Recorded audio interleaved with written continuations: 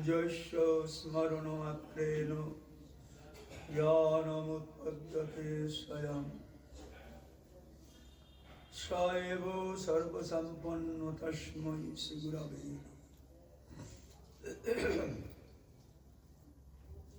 হরিপুরুষ জগৎবন্ধু মহা উদ্ধারণচারী হস্তচন্দ্রপুত্র কৃতপত প্রভু প্রভু প্রভু হে অনন্তানন্ত বন্দে ব্রহ্ম শিবারাধ্যং পঞ্চতত্ত্ব স্বরূপিণাম শ্রীহরিপুরুষং বন্দে শ্রীজগৎবন্ধু সুন্দর বন্দে অহং পরমানন্দং মহাবতারণং পরম কৃষ্ণ গৌর জগৎবন্ধুম বন্দে ভক্তি আজগদ্গুরু বন্দে শ্রীকৃষ্ণ চৈতন্য নিত্যানন্দ সহদিত গৌরদয় পুষ্পবন্ত চিত্রৌ সন্দৌ তমনুত অনর্পিত চরিং চিরাৎ করণে অবতীর্ণ কলৌ সমারপয়দমন্নতোজ্জ্বল রসং সভক্তি শ্রিয়ম হরিপুরটা সুন্দরাদ্যুতি কদম্ব সন্দীপিতঃ সদা হৃদয় কন্দরে স্ফুরদবশচিনন্দ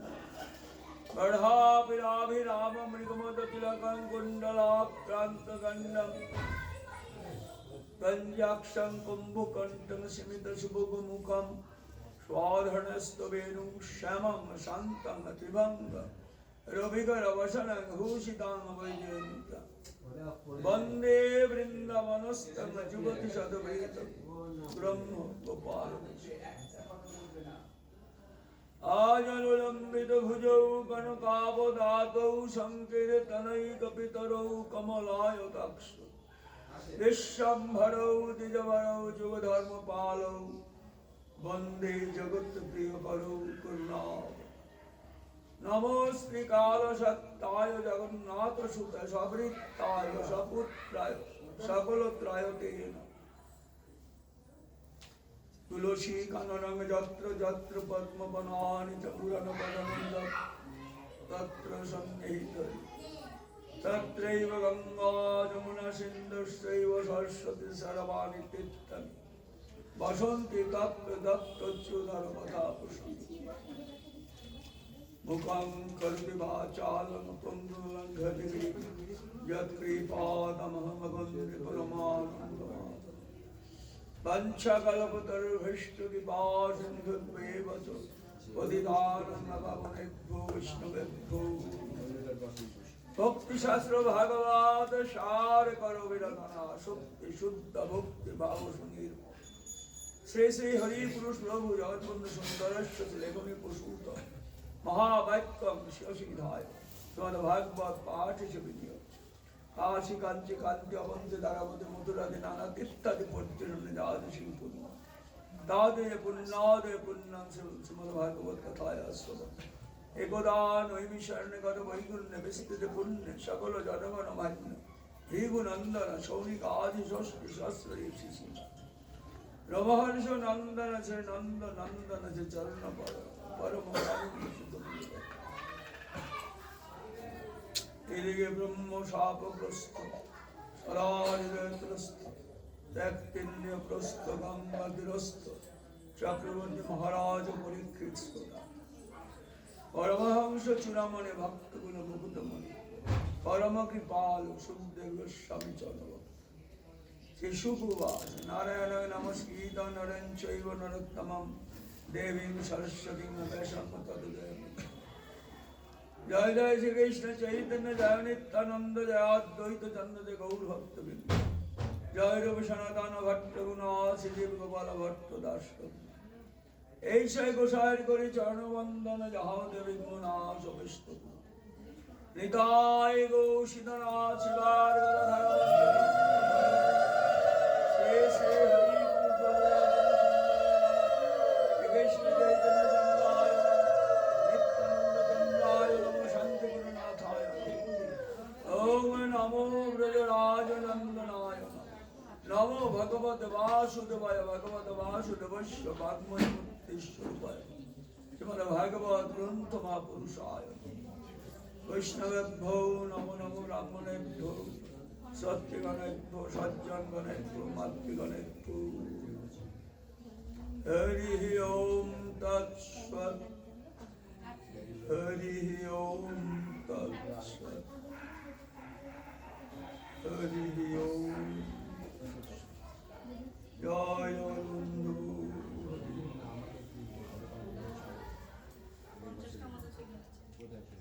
দেখছি আছে, আমি জানি।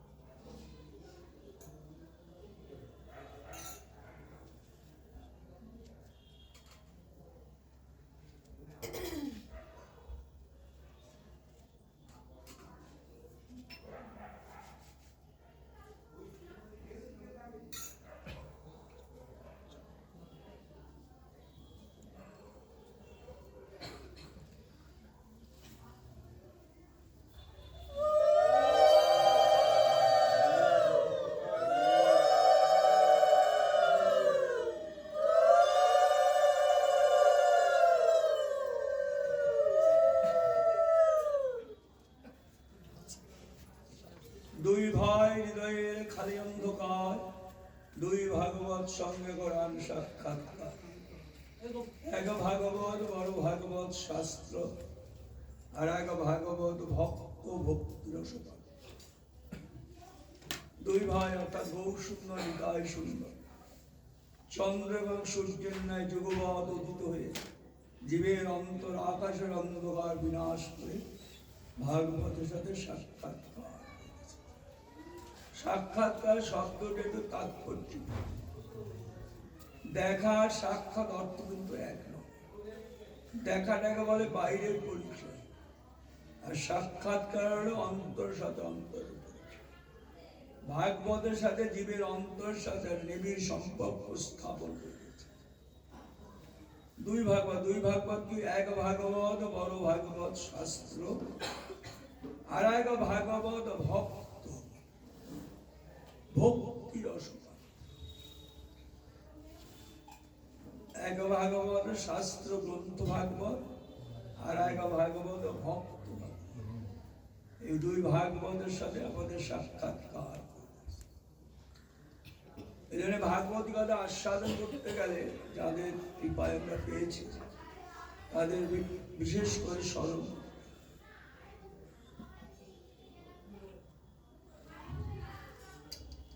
হরিব এত আওয়াজ হচ্ছে, কথা হচ্ছে না, কথা হচ্ছে, তুমি বলে আসো।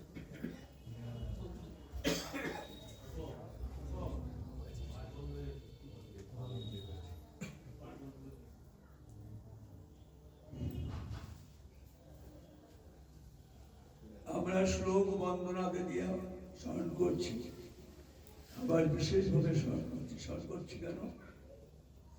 মহাপ্রভু কৃপা ছাড়া ভাগবতিকতায় প্রবেশ করা যায় না।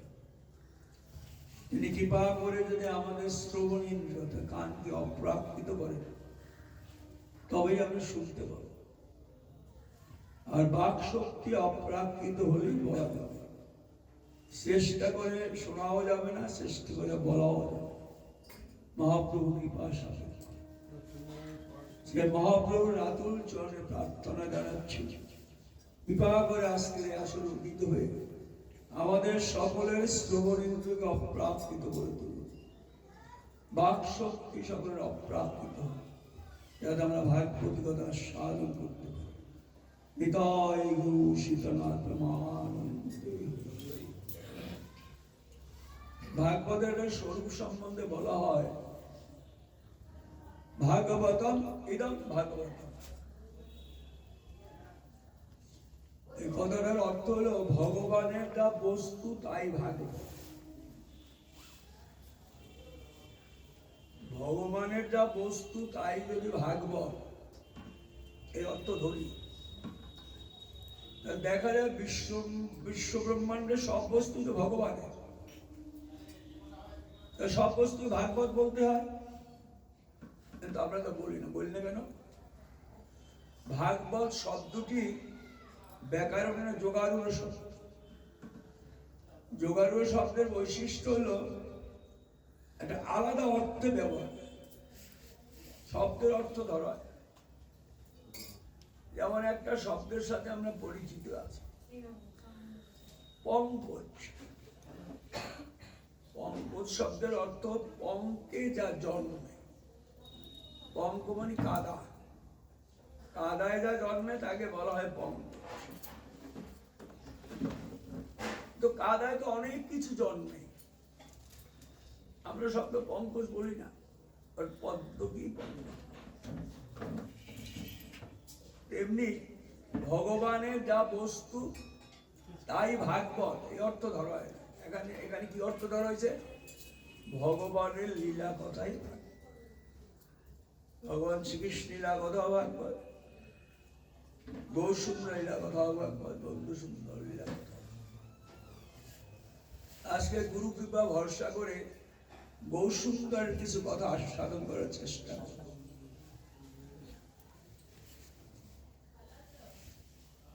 ভগবান শ্রীকৃষ্ণ লীলা সম্পর্ক করেন, তখন তিনি বলছেন যথেচ্ছ বিহরি কৃষ্ণ করেন অন্তর্ধ্যান, অন্তর্ধ্যান করি কৃষ্ণ করেন অনুমান, চিরদিন নাহি করি প্রেম ভক্তি দান, ভক্তি বিনা জগতের নাহি অবস্থা।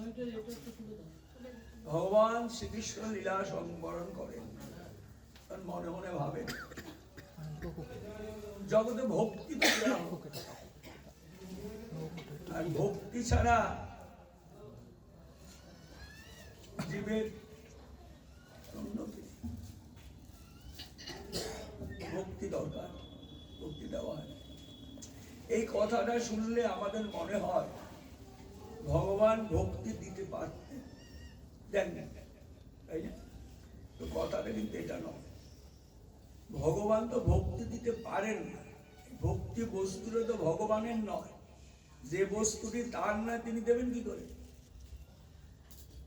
ভক্তি বস্তু হলো ভক্তের, ভক্ত দিতে পারে, ভগবান ভক্তি দেবেন কি? তাই শ্রীকৃষ্ণ স্বয়ং নিজে ভক্তিভাব অঙ্গীকার করে গৌর হয়ে এই জগতে যারে তারে নির্বিচারে অকাতরে ভক্তিধন বিলাস দিয়েছে। এই যে ভক্তিটা মহাপ্রভু কি পার না, মহাপ্রভু এই জগতে ভক্তি দিয়েছে, ভক্তি দেওয়ার জন্য তিনি এসেছেন। যে বস্তুটি মহাপ্রভু গৌরসুন্দর জগতে দিয়েছেন যারে তারে নির্বিচারে অকাতরে, সে বস্তুটি যে কত দুর্লভ বস্তু, কত মূল্যবান বস্তু, সেটা না জানানো হলে দানটা ঠিক সঠিক হয় না। একটা জিনিস আপনাকে দিলাম, বস্তুটি খুব মূল্যবান, এইটা যদি আপনাকে বোঝানো যায় দানটা সার্থক হয়। যেমন আপনাকে একটা কাঁচের আংটি দিলাম, কাঁচের আংটি আর হীরের আংটি দেখতে অনেকটা একরকম। আপনাকে যে হীরের আংটি দেই নাই কাঁচের আংটি দিয়েছি, বা হীরের আংটি দিয়েছি কাঁচের আংটি দেই নাই, এইটা যদি আপনাকে বুঝানো না যায় দানটা ঠিক সার্থক হয় না। মহাপ্রভু গৌরসুন্দর জগতে এসে যারে তারে নির্বিচারে অগাধরে ভক্তি দান বিলিয়েছে, শুধু বিলায় নেই, এই ভক্তিটা যে কত দুর্লভ, কত মূল্যবান বস্তু, তাও জগতে বুঝিয়েছে।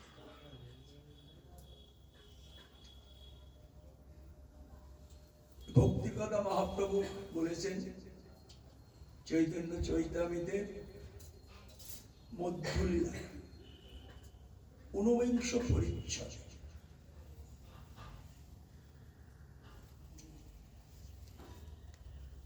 এই ভক্তির কথা বলছে।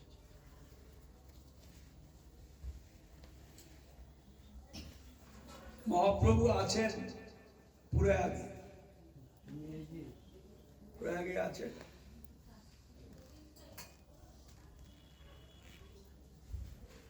প্রয়াগে কি করছেন, কিভাবে আছেন?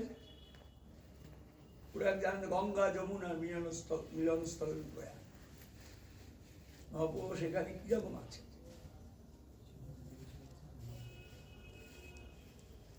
এটা বলছেন।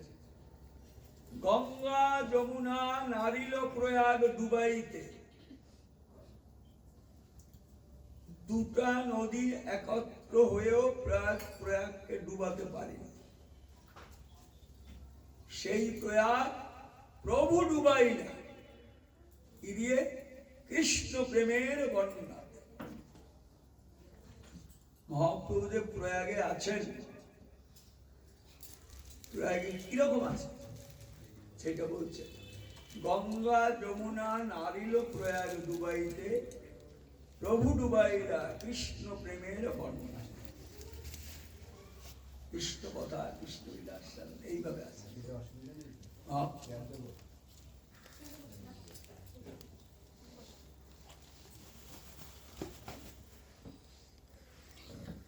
মহাপ্রভুর প্রয়াগে ভক্তি এসেছেন, প্রভু ডুবাইলা কৃষ্ণ প্রেমের বর্ণনা। কি করে সম্ভব হলো?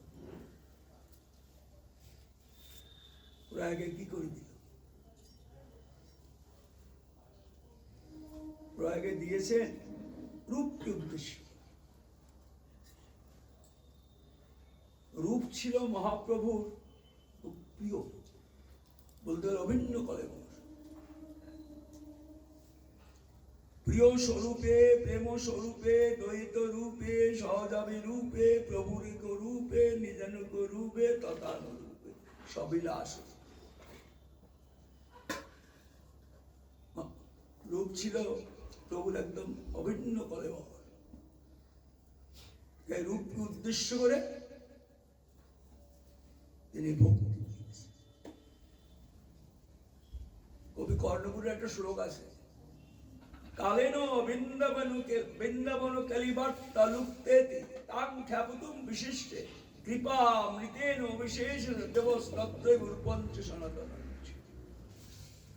কালে কালে বৃন্দাবনের যে রসগলি বার্তা, সেটা আস্তে আস্তে লুপ্ত হয়ে যাচ্ছিল।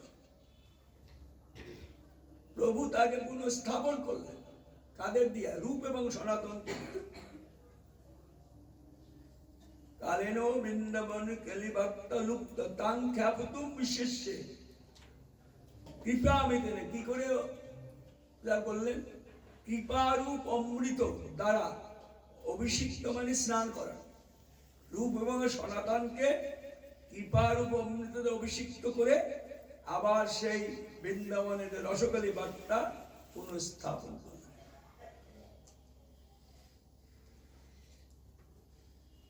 রূপ এবং সনাতন প্রথম জীবনে সম্রাট হোসেন শাহের রাজদরবারে দুজন মন্ত্রী ছিলেন। আশ্চর্য কথা। কেন মন্ত্রী হতে গেলেন? তার পিছনে একটা ঘটনা আছে। ঘটনাটা হলো, সম্রাট হোসেন শাহ ইসলাম ধর্মের পৃষ্ঠপোষক ছিলেন। তার আমলে অনেক বড় বড় মসজিদ তৈরি হয়েছে। একদিন একটা মসজিদের কাজ দেখতে গেছে।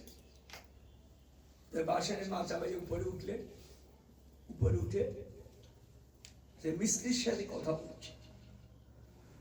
অর্থাৎ বোঝা যাচ্ছে সম্রাট যেভাবে বলছে সেভাবে কাজটা হয় না। অনেকের কথা বলার অভ্যাস কি জানেন? সামনে যার সাথে কথা তার গায়ে ধাক্কা দিয়ে কথা, এই বুঝলেন, এরকম। সম্রাট সেরকম একটা অভ্যাস ছিল। মিস্ত্রিকে ধাক্কা লাগলে মিস্ত্রি উপর থেকে সে সাথে সাথে পড়ে গেল নিচে, নিচে পড়ে গিয়ে মারা গেল। মারা গেল। সম্রাট একদম বিতস্ত হয়ে পড়ল। আমার জন্য একটা মিস্ত্রি মারা গেল। তাড়াতাড়ি নিচে নেমে এলেন। তার এক ভৃত্য হিঙ্গা তাকে ডাকলেন, হিঙ্গা, হিঙ্গা কোথায় রেখে? হিঙ্গা এগিয়ে সামনে আসো, শোন তুই এখনই মুর্গে চলে যা। এই বলে সম্রাট অন্তঃপুরে চলে গেল। হিঙ্গা ভাবছেন আমাকে মুর্গা যেতে বললেন কেন, কি জন্য? সে কাজের কথা তো বললো না, বলতো মুর্গা চলে যা।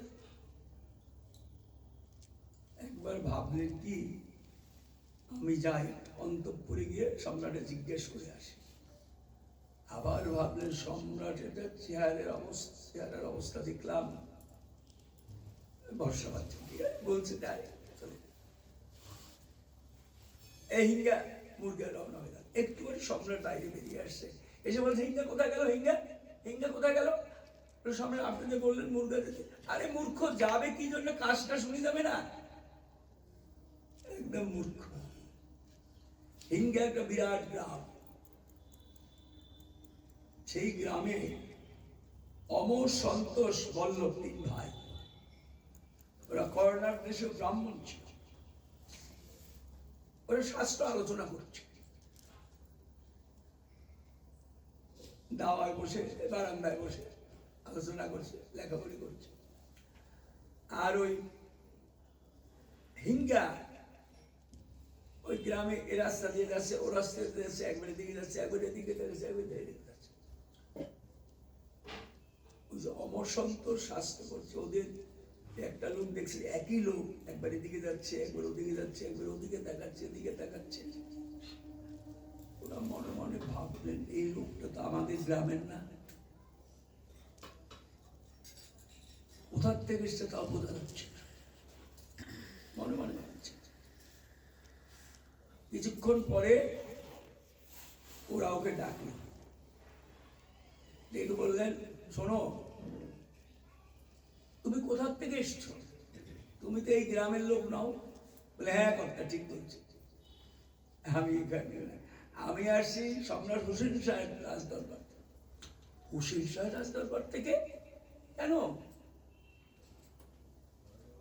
হিঙ্গা সব কথাগুলো বলল যে এরকম সম্রাট মসজিদের কাজ দেখতে গেছে, তার হাতের ঠেলা লেগে একটা মিস্ত্রি পড়ে গেছে, পড়ে গিয়ে মারা গেছে।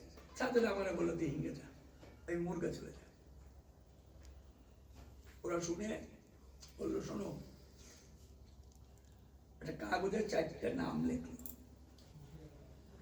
লিখে বললো এই 4 জন খুব এই গ্রামের ভালো মিস্ত্রি, তুমি এদের নিয়ে যাও, তাহলে তোমার কাজ হয়ে যাবে।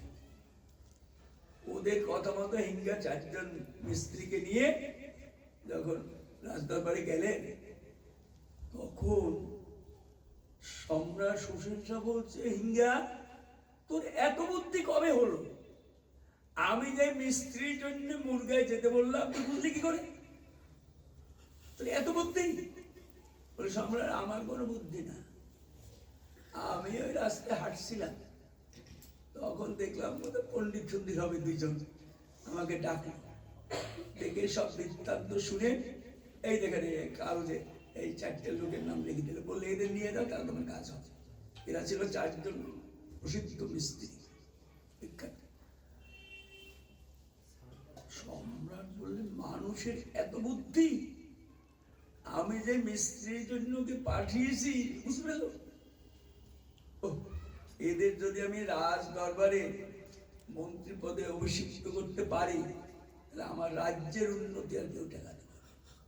পরের দিন পালকি পাঠাইয়া ওই 2 জনকে এনে সম্রাট রাজ্যের 2টো প্রধান দপ্তর, একটা স্বরাষ্ট্র দপ্তর, একটা অর্থ, একজনের নাম দিলেন দবির খাস, খাস মানে স্বরাষ্ট্র, আর একজনের সাগর মল্লিক।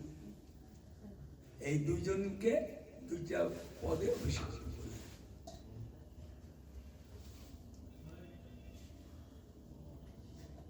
রূপ মহাপ্রভুর আকর্ষণে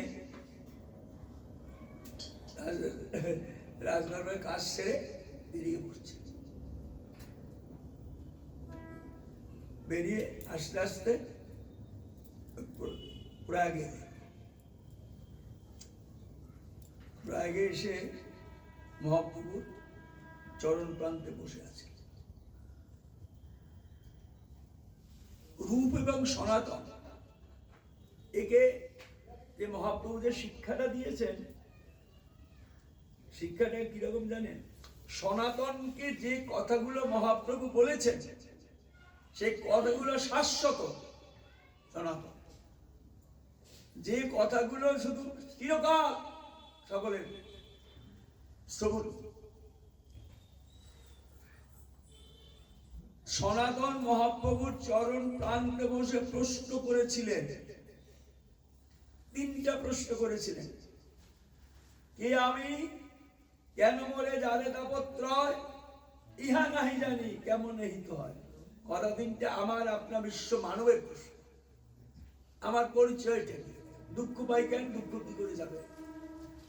আমার পরিচয়ের ব্যাপারটা হয়তো অনেকে ভাবেন আমার পরিচয় আমি জানি না, এটা একটা কথা হইলো?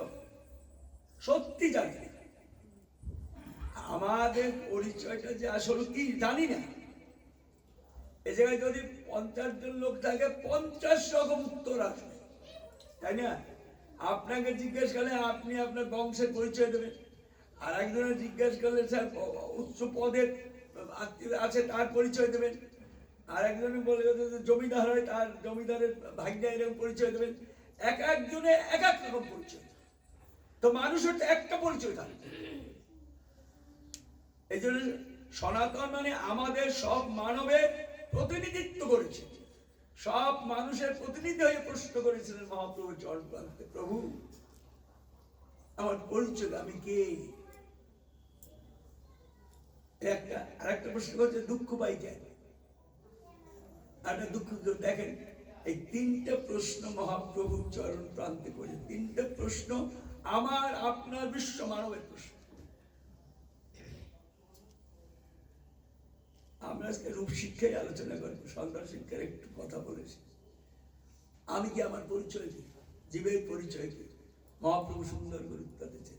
জীবের স্বরূপ হয় সে নিত্য কৃষ্ণের নিত্য দাস। প্রত্যেকটা মানুষের পরিচয় হলো তিনি ভগবানের দাস, তিনি প্রভু, আমি তার দাস। এইটার পরিচয়।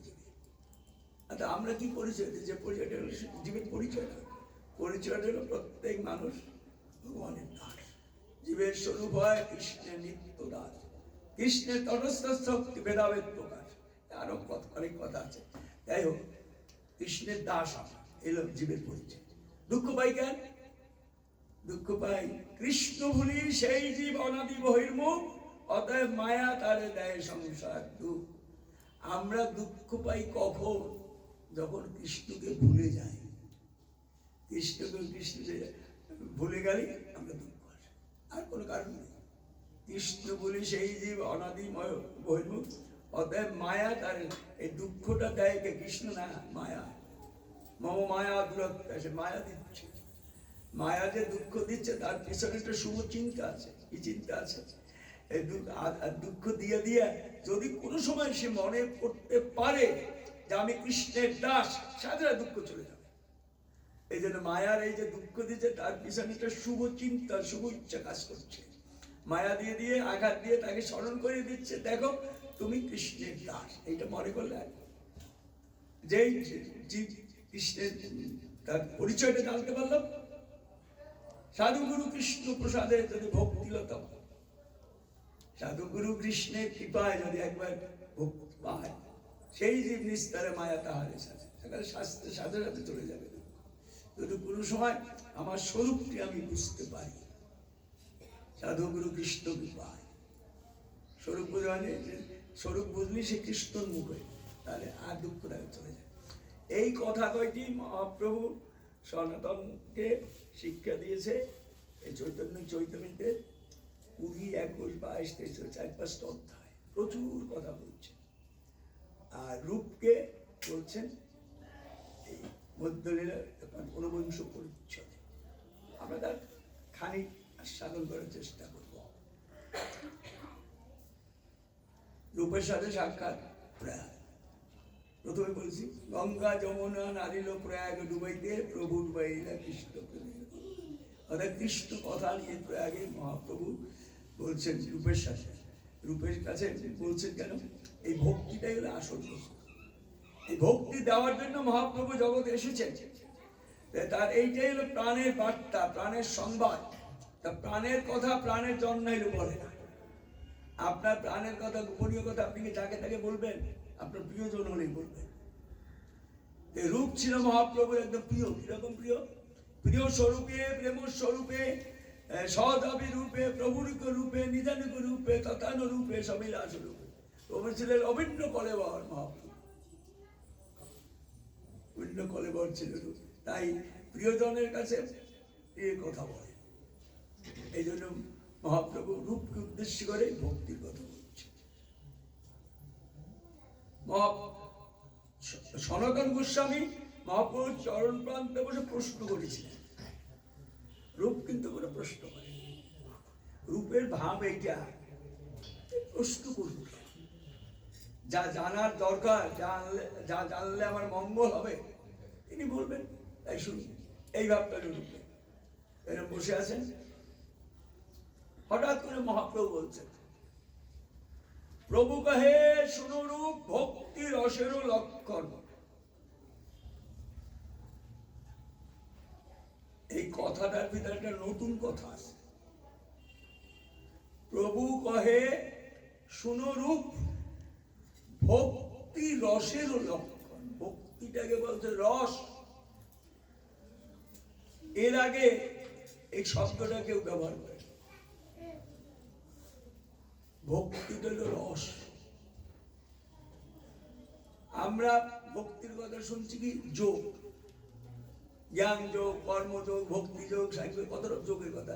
যার সাথে যুক্ত হলে ভগবানকে পাওয়া যায়, এলো যোগ। এই যোগের কথা জানি, কিন্তু মহাপ্রভু যোগ বলে না, বলছে প্রভু গায়ে শোনারূপ ভক্তি রসের লক্ষ্য। ভক্তি রস বলছেন, ভক্তি রস বলছেন কেন?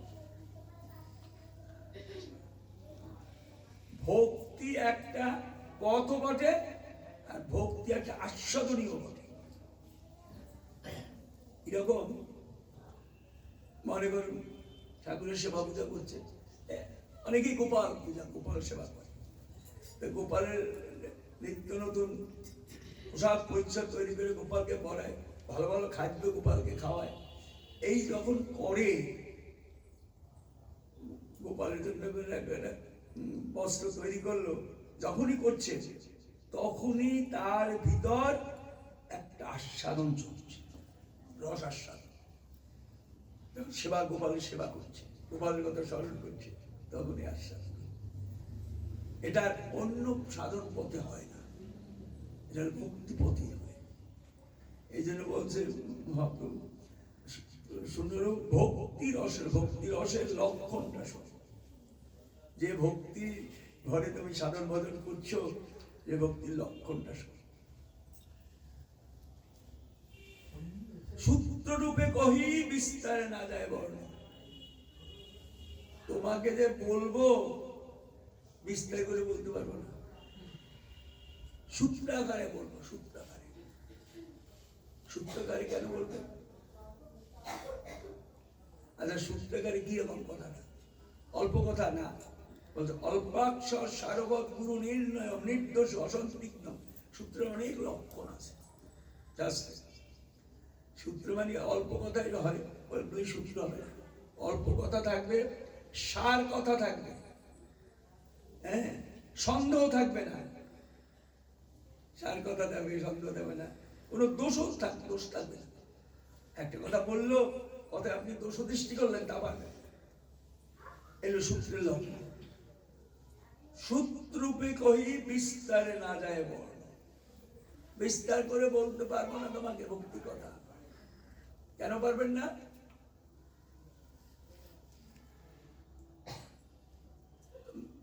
বিস্তার করে বলতে পারবেন না কেন? বিস্তার করে বলতে পারলে এই ভক্তিটা বলছেন পারাবার শূন্য ভক্তি রস সিন্ধু। পারাবার শূন্য মানে এ পারো নেই, ও পারো নেই। এ কথার অর্থটা কি? অর্থাৎ কবে যে আমার ভক্তি ভিতরে আরম্ভ হয়েছে, ভক্তির প্রকাশ, এটা আমি দিনক্ষণ পেলাম। ভক্তিটা তো ভগবান দিয়েই দেয়। কিন্তু সেই ভক্তিটার প্রকাশ কি করে হয়? অন্তরে। যোগ্য গুরু পায়, তারপরে ভক্তির প্রকাশ হয়, অন্তর্ভক্তি জাগ্রত হয়। পারাবার শূন্য গম্ভীর ভক্ত। এই যে এপারও নেই ওপারও নেই, কবে যে আরম্ভ হয়েছে তা বলতে পারবো না, আর ওপার নেই। ওপার নেই কথাটার অর্থ কি? এমনি তো সিন্ধু নদী, একটা নদী যে আছে তার এপার আছে ওপার আছে, বলছে ভক্তি সিন্ধুর ওপারও নেই। ওপার নেই কথাটার অর্থ কি? ভক্তি এমন একটা বস্তু, যত পায় তত চায়, যত পায় তত চায়। আপনি এমন বলতে পারলেন যে ভক্তি হয়ে গেছে, আর আমার ভক্তির দরকার নেই, তা না। ভক্তি কিরকম? ভক্তি একটা গাছ, আম গাছ। আম গাছে যখন আস্তে আস্তে আম হলে মঞ্জুরি হয়, আস্তে আস্তে আম, ছোট ছোট আম হয়। আম হতে হতে সেই আমগুলো যখন বড় হয়, একটা উন্নত ডালা ছিল। আর আম যখনই গাছটা একটা ফলবতী হয়, আম হয়, বড় বড় আম হয়, তারপরে ডালাটা আস্তে আস্তে নিচু হয়ে পড়ে। সেই জন্য বলছে ভক্তি এমন একটা বস্তু, আপনার অন্তরে যখনই জাগ্রত হবে ভক্তি, সাথে সাথে আপনার একটা দীনভাব, দৈন্যভাব চলে আসে। আপনার মনে হবে আমার তো জীবন বৃথাই গেল, আপনার কিছুই হলো না। অথচ আপনার ভক্তি ধনী, আপনি ধনী। ভক্তির এই একটা লক্ষণ, ভক্তির একটা লক্ষণ। উদাহরণ দিয়েছে না, একটা আম গাছে আম যখন হয় আস্তে করি হয়, কলি আস্তে আস্তে দেখা যায়, যখন ভারী হয়ে যায়, অনেকগুলো আম হয়, আর আস্তে আস্তে নিচু হয়ে পড়ে। ভক্তিটাও ঠিক তদ্রূপ। যত ভক্তি হবে, পারাবার শূন্য ভক্তি রস সিন্ধু। এত বড় জিনিসটা মহাপ্রভু কি করে বলবেন? তারপরে বলছে তোমাকে চা খাইতে তার কহি এক বিন্দু, তোমাকে শুধু চা খাবো। চা খাওয়ার কথা সবাই জানে। রান্না করতে গেলে একদিন যদি বেশি রান্না হয়, বা নতুন একটা রান্না হলো, তাহলে মনে হয় যে নুনটা ঠিক হলো কিনা, ঝালটা ঠিক হলো কিনা, মিষ্টি কি করে একটা ফোঁটা নিয়ে বা একটু জিভে দেয়, দিলে পরে বুঝতে পারি যে সব ঠিক আছে। এটার নাম চা খান। তাই মহাপ্রভু বলছে তোমাকে চা খাইতে তার কই এক বিন্দু। এত বড় বিরাট ব্যাপার তো তোমার বলতে পারবো না, তোমাকে শুধু চা খাবো, এই বলে মহাপ্রভু সুন্দর। এই তো ব্রহ্মাণ্ড বরি অনন্ত জীবগণ, 84 লক্ষ জনি করয় ভ্রমণ, কেশাগ্র শতক ভাগ 50% করি, তার সম সূক্ষ্ম জীবের স্বরূপ বিচারি। এই তো ব্রহ্মাণ্ড অনন্ত জীবগণ, 84 লক্ষ জনি করয় ভ্রমণ, কেশাগ্র শতক ভাগ 50%। মানে আমাদের যে জন্ম হচ্ছে পর পর পর পর, তার ভিতর বলছে এই যে স্বরূপটা কি বলছে, কেশাগ্র শতক ভাগ। একটা চুলের অগ্রভাগ নিয়ে 100 ভাগ করলাম, ক্ষুদ্র হলো। সেই 100 ভাগের 1 ভাগ নিয়ে আবার 50% করি, তার সম সূক্ষ্ম জীবের স্বরূপ। জীব, মানুষ না, এখন মানুষ আসে নাই, জীব, তার সম সূক্ষ্ম জীবের স্বরূপ হয়েছে। তার মধ্যে অর্ধম্লেষ্ট বৃন্দ বৌদ্ধ স্বভাব, এরা বেদানা। তার না, তারপরে স্থাবর জঙ্গম 2 ভেদ, আরো ভেদ করছে। স্থাবর জঙ্গম, জঙ্গম স্থাবর মানে চলে না, আর জঙ্গমে চলে কি, তীর্চাক জল চলে, স্থল চলে। চলে মানে আকাশে চলে, তীরে চলে, তারপরে নদীতে চলে। তার মধ্যে মনুষ্য জাতি অতি অল্পতর।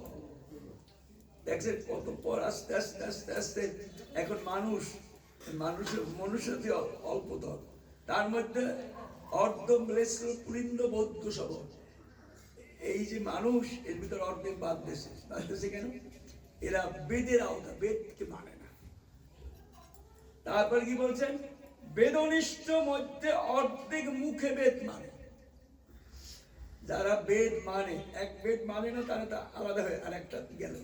আর বেদনিষ্ঠ বেদটাকে যারা মানে, তা অর্ধেক মুখে বেদ মানে। মুখে বলে আমি বেদ মানি, অথচ বেদ নিষিদ্ধ কর্ম করে ধর্ম নাই ধর্ম মানে। তারপর কি বলছে, ধর্মনিষ্ঠ মধ্যে বহুত কর্মনিষ্ঠ। যার ধর্মটাকে মানে তার ভিতর অর্ধেক বেশি হলে তারা কাজটাকে বলো করে। আমার গুরুদেব শুধু উদাহরণ দিয়ে বলতে, এটা পূজা, দুর্গা পূজা হয় না, এর সাথে তুলনা করা যায়। দুর্গা পূজা করে একটা ধর্মের কাজ তো করে, অনেকে করে, কিন্তু কাজটা কি করে? ধর্মে মায়ের সময় মতো অর্চনা, অঞ্জলি, চণ্ডীপাঠ, এই কি হবে, এইদিকে বেশি দৃষ্টি থাকে। দৃষ্টিটা কোথায় থাকে? প্যান্ডেলটা কত বড় হয়েছে, অমুক পাড়ার প্যান্ডেল, আমার প্যান্ডেল, প্যান্ডেল কত বড় হয়েছে, দুর্গা কিরকম হয়েছে, আলো কত হয়েছে, এইসব। ধর্মনিষ্ঠ একজন কর্মনিষ্ঠ। তবে এক আধটা পূজা দেখা যায় কোনো কোনো সময় খুব নিয়ম করে করে, ভালো পুরোহিত, সে ভালো পুরোহিত সে চণ্ডী পাঠ করে, সময় অঞ্জলি দেয়। ধর্মনিষ্ঠ, কোটি ধর্মনিষ্ঠ মধ্যে একজন জ্ঞানী শিষ্য। এক আধটা পুজো দেখা যায় ঠিক নিয়ম মতো হচ্ছে, সময় মতো হচ্ছে। এক কোটি কমলে একজন জ্ঞানী শিষ্য। এরপরে কি বলছে, কোটি জ্ঞানী শিষ্য মধ্যে একজন মুক্ত। মুক্ত মানে ভক্ত নয়, কোটি জ্ঞানী একজন মুক্ত। মুক্ত কথাটা আমার গুরুদেব বলছেন, মুক্তটা কি বুঝলেন? আমরা পরাধীনতার শৃঙ্খলে আবদ্ধ ছিলাম, এখন সেই আবদ্ধতা থেকে মুক্ত হয়েছে। স্বাধীনতার যে মুক্ত সেটা না, আমরা পরাধীনতার শৃঙ্খলে আবদ্ধ ছিলাম, তো সে এখন পরাধীনতা নেই, তারপরে স্বাধীন না। স্বাধীনের যে স্বাদ আমরা পাই কোথায়? স্বাধীন। কোটি মুক্ত মধ্যে একজন জ্ঞানী শিষ্ট, এক আধটা দেখা যায়। তারপর কি বলছেন, কোটি জ্ঞানী মধ্যে একজন মুক্ত হলো, আর কোটি মুক্ত মধ্যে দুর্লভ একজন কৃষ্ণ ভক্ত। কোটি মুক্ত মধ্যে এই যে পরপর কি করে আসছে, বা মানুষ জীব, তারপর মানুষের ভিতরে ভাগ করতে করতে করতে মুক্তিতে আসছে। আর কোটি মুক্ত মধ্যে একজন দুর্লভ কৃষ্ণ ভক্ত।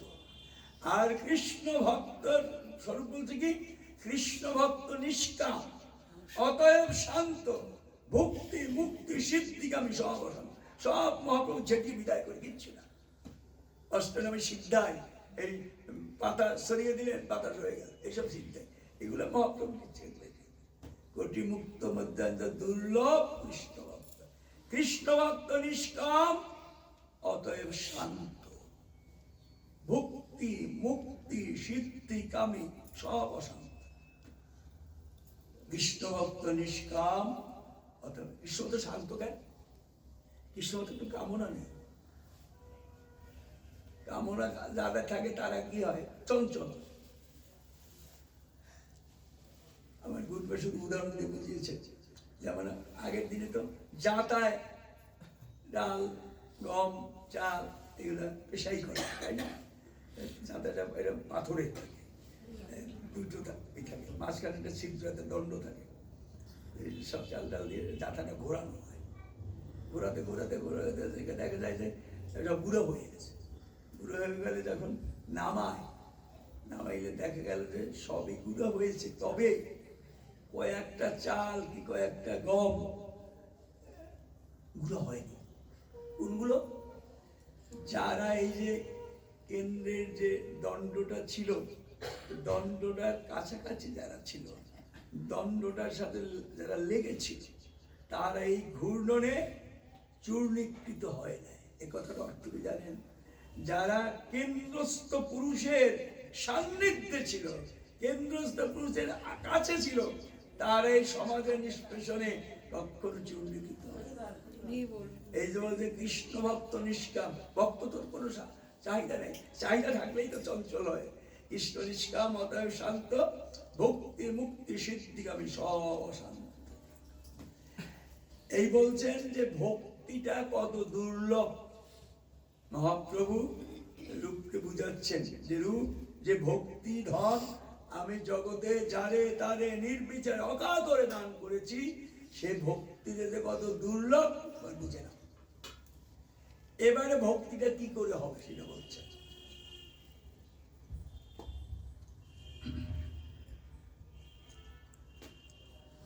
ব্রহ্মাণ্ড ভ্রমিতে কোন ভাগ্যবান জীব গুরু কৃষ্ণ প্রসাদে পায় ভক্তিলতা। এই যে ব্রহ্মাণ্ড ভ্রমণ হচ্ছে, জন্ম মৃত্যু এই যে একটা ভ্রমণ, এই ভ্রমণ হতে হতে কোন ভাগ্যবান জীব, ভাগ্যবান কাকে বলবো? ভাগ্যবান হলো আমার জীবনে যেটা প্রয়োজন। কি প্রয়োজন আমাদের সংসারী যুগের? কি প্রয়োজন? প্রয়োজন হলো ভালো একটা চাকরি হবে, কি ব্যবসা হবে, ভালো একটা ঘর থাকবে, ছেলে মেয়েদের পড়াশোনা হবে, চাকরি হবে, বিয়ে হবে, এইগুলো সংসার সকলের চাহিদা। সব যা মানুষের বলে সব আছে। সব থাকার পরেও যখন আমার আপনার মনে হবে যে রবি ঠাকুরের ভাষায় তোমায় ঘরে হয়নি আনা, সে কথা রয়ে যেন মনে, যেন ভুলে না যায় বেদনা পায় শয়নে স্বপ্ন, দুহাত ভরে উঠে জনে তত গৃহ সাজায় আয়োজনে, তবু তোমায় ঘরে হয়নি আনা, সে কথা রয়ে যেন মনে, যেন ভুলে না যায় বেদনা পায় শয়নে স্বপ্ন। ঠাকুর সব আছে, যা যা প্রয়োজন আমার সব পেয়েছি। ঠাকুর তোমাকে তো বসাতে পারিনি, তোমার আসন করতে পারিনি, তোমাকে যেভাবে পুজো অর্চনা করতে পারি, এইটা যাকে অহরহ বেদনা দেবে তাকে বলছে ভাগ্যবান। ব্রহ্মাণ্ড ভ্রমিতে কোন ভাগ্যবান জীব গুরু কৃষ্ণ প্রসাদে পায় ভক্তি। এই যদি ভাগ্যবান হয় তার গুরু কৃপায় ভক্তিলতা বিষ পায়। ভাগ্যবান যে গুরু কৃষ্ণ প্রায় ভক্তিলতা হয়েছে। ভক্তিলতা বীজ, বীজটা পেলে, বীজ বলে কি হয়? বীজ হলে গাছ হয়। তখন আপনার স্বরূপ হয় কি? মালি। মালি হইয়া সেই বীজ করে আরোপণ, মানে বপন করে। শ্রবণ কীর্তন জলে করয় সেচন। গাছে যে জমিতে আপনি বীজ লাগান, ধান বা অন্য কিছু লাগান, লাগাইলে কি গাছ হবে? হয় না। কি করতে হয়? জল সেচ করতে হয় না? সময় মতো জল লাগাতে হয়, জল সেচ করতে হয়। আমার এই আমি যে হৃদয় ঠাকুরের চরণে শরণ নিলাম, ঠাকুরের চরণে ভক্তি হইল, আমাদের জল শেষটা কি হবে? শ্রবণ কীর্তন জলে করো সেচন। আমাদের শেষটা কি জানেন? শুধু শুনবেন আর বলবেন, ভগবানের কথা শুনবেন, ভগবানের কথা বলবেন, এইটা হলো জল। শ্রবণ কীর্তন জলে করো সেচন, উপজিয়া বারলতা ব্রহ্মাণ্ডবাদী রায় বিরোধা ব্রহ্মলোক পরব্রহ্ম পায়। এই তাতে কি হবে? লতা আস্তে আস্তে বেড়ে বিভিন্ন জায়গায় আসল জায়গায় যেতে পারছে না। আসলে যেতে পারছে না কেন? এই পথে দুটো বাধা আছে। একটা বাধা, যদি বৈষ্ণব অপরাধ উঠে হাতি মাথা, উপরে বা শীর্ণে সুখী যায় পাতা। বৈষ্ণব অপরাধ, এই যে লতার অঙ্গে যদি না, বৈষ্ণব অপরাধ যদি উঠি হাতি মাথা, মত্ত হাতির সাথে তুলনা করছে। পাগলা হাতি যদি বনের ভিতর আপনার বাগানে ঢোকে, তসনস করে দেবে। এই জন্য পাগলা হাতি সে বৈষ্ণব অপরাধ উঠে হাতি মাথা, উপরে বা শীর্ণে সুখে। এমনও অপরাধ আছে যে অপরাধ করছে সেও জানে না, অত অপরাধ হয়ে গেল। আবার এমন অপরাধ আছে যে করছে সেও জানে না, যার কাছে করছে সেও জানে না, অপরাধ হয়ে গেল। সাংঘাতিক বৈষ্ণব অপরাধ। কিরকম? মহাপ্রভু আছেন শিবাস অঙ্গনে, তো অনেক ভক্তরা আছে, সবার বিবাহ করছে না। প্রথম একটা অপরাধ বলছে রূপ গোস্বামী। রূপ গোস্বামী এদের সাধন মতনটা কি জানেন? এরা সাধনে বসে, আসনে বসে নেই, তারা সব কৃষ্ণলীলা দর্শন করে, সব লীলা দর্শন করে, ঠাকুর দর্শন, এইটা এদের সাধন ভজন। তো কদিন ধরে আর লীলা দর্শন হচ্ছে না। রূপ গোস্বামীর মনটা খুব খারাপ হয়ে গেল। কিছুদিন পর সন্তন গোস্বামী এলো, বললো দাদা আমার তো লীলা স্মরণ হয় না। বুঝলাম না কেন, কোথায় অপরাধ আমার? বলে তোমার নিশ্চয় অপরাধ হয়েছে। অপরাধ কার কাছে করবো? আমি তো কোথাও যাই না, একুটিতেই থাকি। বলে কেউ অপরাধ নিয়ে গেছে। বাবা, নিয়ে গেছে সেটা কি করে বুঝবো? শোনো, তোমার এই এলাকায় যত বৈষ্ণব আছে না, সব বৈষ্ণবদের তুমি নিমন্ত্রণ করো সেবার জন্য। দেখবে যে অপরাধ নিয়েছে তোমার কাছ থেকে সে আসবে, তখন বুঝতে পারবে। এগুলো সকলকে নিমন্ত্রণ করলো। একজন বৈষ্ণব আসেনি। সে বৈষ্ণব হলো খঞ্জ বৈষ্ণব।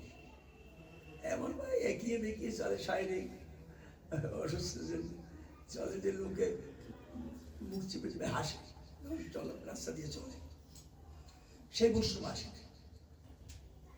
রূপগোস্বামী তার কাছে গেল, গিয়ে বলছে আপনি এলেন না, আপনাকে নিমন্ত্রণ করলাম। তিনি বললেন কি, আমি সাধারণত কোথাও যাই না, তার কারণ আমার চলাফেরা দেখে সবাই মুছি মুছি হাসে, তো আমার একটু লজ্জা মনে, আমি যাই না। সেদিন বিশেষ কাজে আপনার কাছে গেছি, আপনি আমাকে দেখে এসে দিলেন। গোস্বামী বলছে আমি আপনাকে দেখে এসেছি? হ্যাঁ। কবে, কখন বলুন তো? দিনক্ষণ যখন বললো, তখন রূপ গোস্বামী বলছে বৈষ্ণব, আমি আপনাকে দেখে আসিনি। ওই সময় আমি রাধা কুণ্ডে রাধা গোবিন্দের জলকালীলা দর্শন করছিলাম। দেখলাম সখীরা সব রাধারানী নিয়ে এক জায়গায় আছে, কৃষ্ণ দূরে আছে। কৃষ্ণ মনে মনে ভাবলেন কি, আমি নিজে ডুব দিয়ে ওই রাধারানী জায়গায় গিয়ে তাদের চরণ ধরে টানবে। এই মনে করে যখন ডুব দিল, তখন সখীরা বুঝতে পারলো কৃষ্ণচন্দ্রের অভিলাষ, তারা রাধারানী নিয়ে অন্যত্র চলে গেল। তাই কৃষ্ণ যখন ডুব দিয়ে উঠলো, উঠে বোকা বনে গেল, আর সব সখীরা হাসাহাসি শুরু করলো। সেই হাসিতে আমি একটু হেসেছিলাম, আমি আপনাকে দেখে হাসি। দেখেন অপরাধ হয়ে বাঙালি যে অপরাধ করছে সে জানে না। আবার এমন অপরাধ আছে যে অপরাধ করছে সেও জানে না, আর যার কাছে অপরাধ করছে সেও জানে না। আশ্চর্য। মহাপ্রভু শিবাসঙ্গনে আছে তো, সবাই কৃপা করতেছে, সব সকলে মিলে বলছে প্রভু মা এসেছে, মাকে একটু কৃপা করুন। তো বলে মায়ের কৃপা হবে না, মায়ের বৈষ্ণব চরণে অপরাধ আছে। মার অপরাধ? সে কি, কার চরণে অপরাধ করলো? কার চরণে অপরাধ করছে? অদ্বৈতের চরণে অপরাধ। অদ্বৈত ঠাকুর বলছে মা আমার কাছে কখন অপরাধ করলো? দেখেন, যে অপরাধ করছে সেও জানে না, যার কাছে অপরাধ করছে সেও জানে। অপরাধটা কি? অপরাধটা হলো মহাপ্রভু বড়ভাই বিশ্বরূপ, সে অদ্বৈত ঠাকুরের কাছে শাস্ত্র শিখেছে, শিখে আস্তে আস্তে বড় হয়ে সংসার ত্যাগ করে গেল। মা সচিমা বলছে এই অদ্বৈত ঠাকুর কি সব যুক্তি দিতেছে, মানুষেরটা সংসার ত্যাগ করছে। পরের দিন মহাপ্রভু যখন সংসার ত্যাগ করলো, তখন মা ভাবলো এই অদ্বৈত ঠাকুরটাই খারাপ, নাম অদ্বৈত ব্যবহারে দ্বৈততা, ওর জন্য আমার ছেলে পিঠে সংসার ত্যাগ করে। এই যে অদ্বৈত ঠাকুর সম্বন্ধে মা এই ভাব পোষণ করলো, সাজাতে অপরাধ হয়ে গেল। এখন কি হবে? মানে মাকে অদ্বৈতের চরণ ধরে ক্ষমা চাইতে হবে। যেই কথা শুনলো অদ্বৈত ঠাকুর বলছে মা আমার চরণ ধরবে, অক্ষরও না, থাক করে থাকো। সেদিন সন্ধ্যায় শিবানন্দের আরতি, সন্ধ্যা আরতি হচ্ছে, আর অদ্বৈত ঠাকুর সেই খুব উদ্দণ্ড নৃত্য করে। সেদিন এত নৃত্য করেছেন, নৃত্য করতে করতে একালে ধরাশায়ী হয়ে গেল। সাথে ধরাশায়ী লাগলে জ্ঞান হারিয়ে ফেলে। ঠিক সাথে সাথে ভক্তরা বলুন মা মা তাড়াতাড়ি এসো, এখন ঠাকুরের জ্ঞান নেই, তুমি এখনই চরণ ধরে ক্ষমা চাও। তাড়াতাড়ি এসে মা বলছে ঠাকুর আমার অপরাধ তুমি ক্ষমা করো। যেই এই কথা বললো না, ভিতর বাড়িতে মহাপ্রভু বলছে মা এসো এসো, মা তোমার অপরাধ ক্ষমা হয়ে গেছে। দেখেন বৈষ্ণব অপরাধ, যদি বৈষ্ণব অপরাধ উঠিয়াতে মাতা উপরে বা সিংহে শুকে যায় মাতা। তারপর কিন্তু লতার অঙ্গে যদি উঠে উপশাখা, উপশাখা কি? উপশাখা দেখেন বড় বড় বট গাছ থেকে দেখা যায়, বট গাছের একটা ডালা থেকে না আর একটা ডালা, এটা মাটি দিয়ে রস নেয় না, এই গাছের এটা হলো উপশাখা। তাকে বলছে প্রথমেই উপশাখা, সেটাকে খুঁটিনাতে জীবহিংস লাভ প্রতিষ্ঠা দিতে উপশাখাগণ প্রথমেই উপশাখার করিবে সেদান, মূল শাখাতে বাড়ি যাবে গোলক বৃন্দাবন। উপশাখা এটা হলো লাভ প্রতিষ্ঠা। এই সাধন পথে প্রতিষ্ঠা একটা মহাবাধক। প্রতিষ্ঠা তো আমাদের সব কাজেই খায়। এত বড় একটা মন্দির করে দিলাম, এত বড় ভক্তাবাস করে দিলাম, আর আপনি একটু বলবেন না, সেটা কি হয়? একটু লালসা জাগি, এটা প্রতিষ্ঠা থাকে। কিন্তু এই সাধন পদের প্রতিষ্ঠা সুপরিনিষ্ঠ প্রতিষ্ঠা নেই। লাভ প্রথমেই উপশাখার পরিবেশে তার মূল শাখা বাড়ি যাবে করবে, এরকম আছে। প্রতিষ্ঠা চায় না, আছে। মাধবেন্দ্রপুরী গোবর্ধনে গোপাল সেবা করে, গরমের ভিতর গোপাল মাধবকে স্বপ্ন দেখিয়েছে, মাধব নীলাচলে যা, গিয়া মলয় চন্দ্র নিয়ে আমার সারা গায়ে লেপে দে। ঠিক মাধবেন্দ্রপুরী চলছে নীলাচলে, নীলাচলে যেতে যেতে পথে একটা রেমুনা জায়গায় এসে শুনলেন এখানে গোপীনাথে একটা ভালো ক্ষীর ভোগ হয়, খুব সুস্বাদু। মাধবেন্দ্রপুরী মনে মনে ভাবলেন কি ক্ষীরের স্বাদ পেতাম, আমি এটা আমার গোপালকে রান্না করে খাওয়াতে পারতাম। এই কথা ভাবতি মাধবেন্দ্রপুরী নিজের কি করলাম, ঠাকুরের পুজো হইলো না, ভোগ হইলো না, আর প্রসাদের লোক দিয়ে ফেললাম। ওখানে লোকটা গিয়ে ভজন করছে। আর এদিকে গোপীনাথের প্রতিদিন 12খানা ক্ষীর ভোগ লাগে, আজকেও লেগেছে। পূজারি ক্ষীর গুলো বের করে দিয়ে সেবা করে রাত্রে বিশ্রাম করছে। হঠাৎ স্বপ্নে স্বয়ং গোপীনাথ তাকে ডেকে বলছেন, পূজারি তাড়াতাড়ি ওঠো, তাড়াতাড়ি ওঠো, যাও একখানা ক্ষীর নিয়ে আমার এক ভক্ত আছে মাধবেন্দ্রপুরী নাম, তাকে দিয়ে এসো। পূজারি স্বপ্নে বলছে, ঠাকুর ক্ষীর পাবো কোথায়? 12খানা ক্ষীর ভোগে লাগিয়েছি, 12খানাই বের করে দিয়েছি। ঠাকুর বলছে, তুমি 12খানা বের করোনি, তুমি 11খানা করেছো। একখানা ক্ষীর দেখো আমার পিছনে ধরার আঁচল দিয়ে ঢাকা আছে, নাও ক্ষীরখানা নিয়ে দিয়েছি। তাড়াতাড়ি পূজারি উঠল, ঠাকুর এভাবে বলছে। উঠে মন্দির গুলো দেখেন, ঠিক ওখানে তো ক্ষীর যাওয়ার কথা নয়, ঠাকুর স্বয়ং নিজে ভক্তদের জন্য চুরি করে নিয়ে রাখবে। তাড়াতাড়ি ক্ষীরখানা নিয়ে পূজারি তার শিষ্য যারা আছে সকলে বললো, ঠাকুর যখন বলছে নিশ্চয়ই কাছে কোথাও আছে, তোমরা ক্ষীরখানা নিয়ে বলতে বলতে যা, কে মাধবেন্দ্রপুরী, কে মাধবেন্দ্রপুরী, চাল লাগে গোপীনাথ করিল ক্ষীর চুরি, কে মাধবেন্দ্রপুরী, ক্ষীর নিয়ে যান, ক্ষীর নিয়ে। তো মাধবেন্দ্রপুরী তো একদম ভজনে থাকে, বাহ্যদশা থাকেই না, কোনো কোনো সময় অর্ধবাহ্যদশা আসে। সে একটা কোনো একটা মুহূর্তে ওই নিজের নামটা মাধবেন্দ্রপুরী বলে বলে যাচ্ছে, তো নামটা কানে যেতেই তার ধ্যানটা ভেঙে গেল, আমার নাম করে ডাকছে। তাকিয়ে দেখে অন্ধকারের ভিতরে একটা লণ্ঠন নিয়ে একজন একটা মাথায় হাড়ি নিয়ে চলে যাচ্ছে, আর বলছে, কে মাধবেন্দ্রপুরী, কে মাধবেন্দ্রপুরী। মাধবেন্দ্রপুরী একটু এগিয়ে ওদের বলছেন, আপনার কাকে খুঁজছেন? আমরা মাধবেন্দ্রপুরীকে। মাধবেন্দ্রপুরী কেন? আপনি কে? বলি অধমের নাম্বার। আপনি কত বড় ভাগ্যবান, স্বয়ং গোপীনাথ আপনার জন্য ক্ষীর চুরি করে রেখেছেন আপনাকে খাওয়াবার জন্য, এই নিন ঠিকানা নিন। মাধবেন্দ্রপুরী কান্নায় ভেঙে বললেন, ঠাকুর এত কৃপাময়, আমি চেয়েছিলাম একটু স্বাদ, আমার গোপালকে করে ভোগ লাগাবো, আর ঠাকুর নিজে আমাদের খিচুড়ি ওখানে বসেই ক্ষীরখানা একটা পুরোটা খেয়ে ফেললেন, চেটে পুটে খেলেন।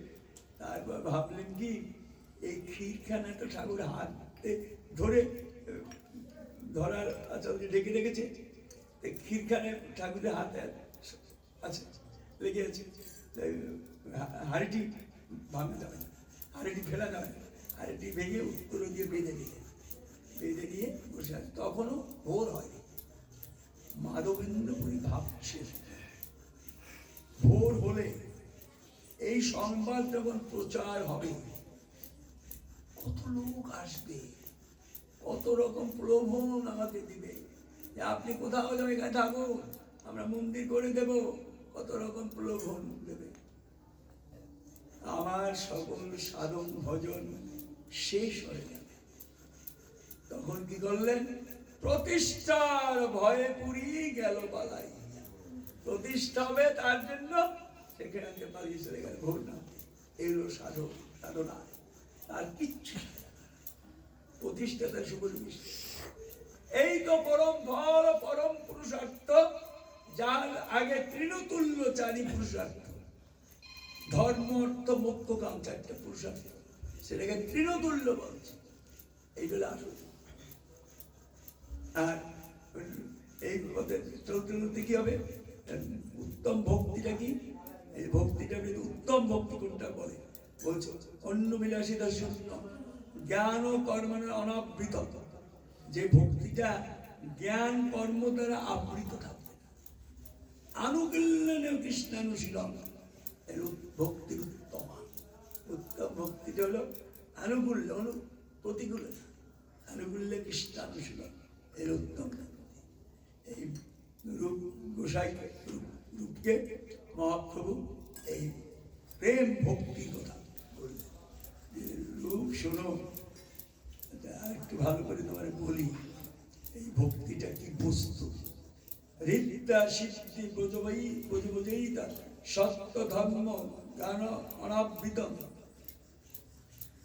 হৃদ্যা সিদ্ধি ব্রজবৈতা সত্য ধর্ম জ্ঞান অনাবৃতম। আনুকূল্য কৃষ্ণানুসরণ ভক্তি উত্তম, উত্তম। আর একটা বলছে ভক্তিটা হলো হৃদ্যা সিদ্ধি ব্রজবৈতা, এগুলা সব কিচ্ছু না। আসল ভক্তিটা কি? প্রেম, এমন একটা প্রেম। ভক্তিটা কারোর তো প্রেম হয়। প্রেমটা কিরকম? প্রেমটা হলো বলছেন, প্রেমটা হলো এরকম, যে বস্তুটা মধুরীপ বশিকার ঔষধা, মধুকর, যে ভক্তিটা কৃষ্ণকে বশীকরণ, কৃষ্ণ যার কাছে বশীভূত হয় সে ভক্তি রূপটা। এইটার গন্ধ যার নাকে না গেছে সে সব হৃদ্যা সিদ্ধি সিদ্ধায় এগুলো চমৎকার চমৎকার বলে। যতদিন প্রেম নামক বস্তু যেটা কৃষ্ণকে বশীকরণ করে তার গন্ধ নাকে না গেছে, সে এইটা নিয়েই থাকে। এই বলে বলছেন মহাপ্রভু, বলছেন রূপে রূপ, এই ভক্তি যে বস্তুটা, এইটা আস্তে আস্তে গাঢ় হয়ে রাগ, অনুরাগ, শেষে একদম প্রেম, এই প্রেমই পরিণত হয়। আর প্রেম যখন অন্তরে জাগে তখন আর কিছু দরকার নেই। কেন? প্রেমে একটা কৃষ্ণ আকর্ষণীয় তো শক্তি আছে। আপনার অন্তরে যখন প্রেম জাগবে, প্রেমে কৃষ্ণকে আকর্ষণ করে নিয়ে আসবে, আপনার কৃষ্ণের কাছে যেতে হবে না। এর প্রেমের শক্তি। আপনার অন্তরে যখন প্রেম, এই ভক্তিটা কারো হয়ে প্রেম হবে, আর প্রেম অন্তরে জাগ্রত হবে, তখন আপনার আর ছুটতে হবে না। ঠাকুর আপনার কাছে চলে আসবে। প্রেমে কৃষ্ণ আকর্ষণীয় শক্তি। এই ভক্তির কথা মহাপ্রভু সুন্দর রূপ উদ্দেশ্য করে এটা বলছেন। এরপর আরো অনেক কথা আছে, আমরা একটু সামান্য আস্বাদন করলাম। আমার গুরুপাদ পদ্ম বৈষ্ণবাচার্য ডক্টর মহানামৃত ব্রহ্মচার্যের গ্রন্থ ভাষণ। এই ভক্তিটাই আমাদের দরকার। এই ভক্তিটা কি করে হবে? প্রভু বলছেন নাম নাম হরিনাম লও ভাই, অন্য গতি নাই। এলো প্রলয় যদি সৃষ্টি রাখো ভাই, হরিনাম প্রচার করো। হরিনাম প্রভু জগৎ বন্ধু, মনপ্রাণে জীবে করো কারুণ্য কল্যাণ, ক্ষমা দয়া ধর্মদান উদ্ধার অভিধান। উদ্ধারণ ধরে সবে হরিনাম দান এই কল্যাণ বিধান।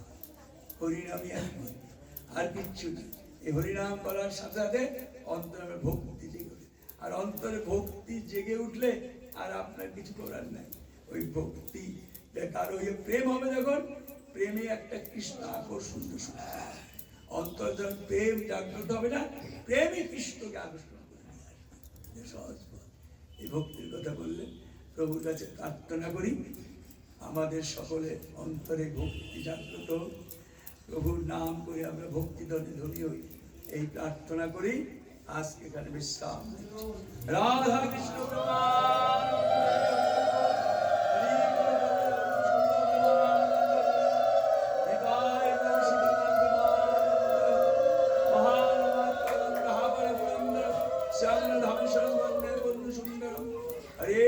हरे कृष्ण कृष्ण कृष्ण हरे राम